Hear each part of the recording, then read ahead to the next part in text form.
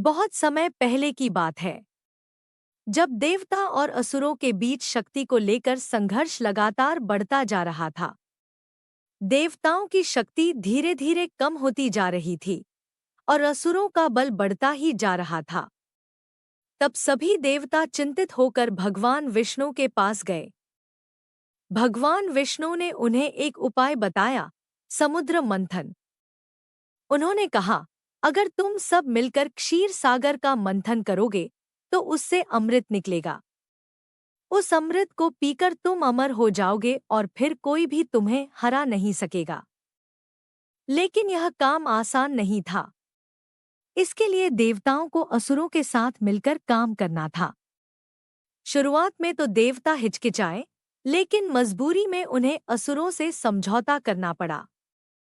समुद्र मंथन के लिए मंदराचल पर्वत को मथनी बनाया गया और वासुकी नाग को रस्सी की तरह इस्तेमाल किया गया। जब मंथन शुरू हुआ तो पूरा समुद्र हिलने लगा।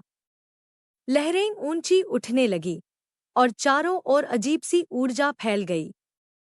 मंथन के दौरान कई अद्भुत चीजें निकलने लगीं, रत्न, दिव्य वस्त्र, देवी देवता और अनेक चमत्कारी चीजें। लेकिन अचानक एक ऐसी चीज निकली जिसने सबको डरा दिया। वह था कालकूट विष। यह विष इतना भयानक था कि उसकी एक बूंद भी पूरी सृष्टि को नष्ट कर सकती थी। जैसे ही वह विष बाहर आया, चारों ओर अंधकार छा गया। हवा जहरीली हो गई, पेड़ पौधे मुरझाने लगे और जीव जंतु तड़पने लगे। देवता और असुर, जो अभी तक अमृत के लिए लड़ रहे थे, अब डर के मारे कांपने लगे। किसी के पास इसका कोई समाधान नहीं था। अगर यह विष फैल जाता तो पूरी दुनिया खत्म हो जाती।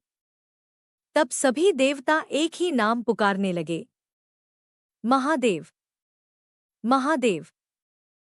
सभी देवता कैलाश पर्वत की ओर भागे, जहां शिव जी तपस्या में लीन थे।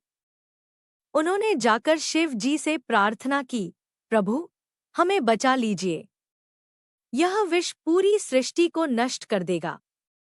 हमारे पास कोई उपाय नहीं है। शिव जी ने अपनी आंखें खोलीं।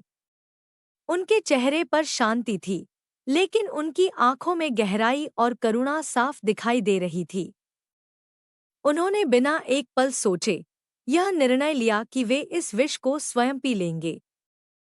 माता पार्वती ने जब यह सुना तो वे चिंतित हो गईं। उन्होंने कहा, स्वामी, यह विष बहुत खतरनाक है।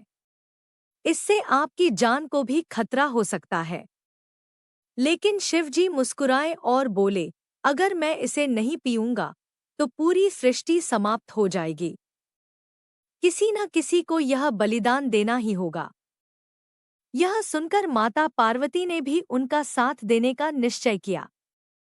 शिव जी ने उस भयंकर विष को अपने हाथों में लिया। वह विष आग की तरह जल रहा था। जैसे ही उन्होंने उसे पिया, पूरी सृष्टि कांप उठी। विष उनके गले में जाकर रुक गया। माता पार्वती ने तुरंत उनका गला पकड़ लिया ताकि विष उनके शरीर में आगे न बढ़ सके। विष की वजह से उनका गला नीला पड़ गया। तभी से उन्हें नीलकंठ कहा जाने लगा। पूरी सृष्टि बच गई। देवता और असुर दोनों ने राहत की सांस ली। सभी ने शिव जी को प्रणाम किया और उनकी महानता को स्वीकार किया। यह घटना सिर्फ एक कहानी नहीं है, बल्कि एक गहरा संदेश देती है। शिव जी हमें सिखाते हैं कि सच्चा महान वही होता है जो दूसरों की भलाई के लिए खुद कष्ट सहने को तैयार हो।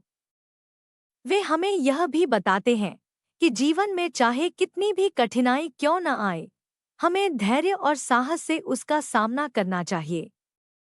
शिव जी का यह रूप हमें यह सिखाता है कि शक्ति का असली अर्थ दूसरों पर हावी होना नहीं, बल्कि उनकी रक्षा करना है। आज भी जब कोई महादेव का नाम लेता है तो उसके मन में यही भावना होती है, एक ऐसे देवता की जो अपने भक्तों के लिए कुछ भी कर सकते हैं। इसलिए उन्हें देवों के देव महादेव कहा जाता है।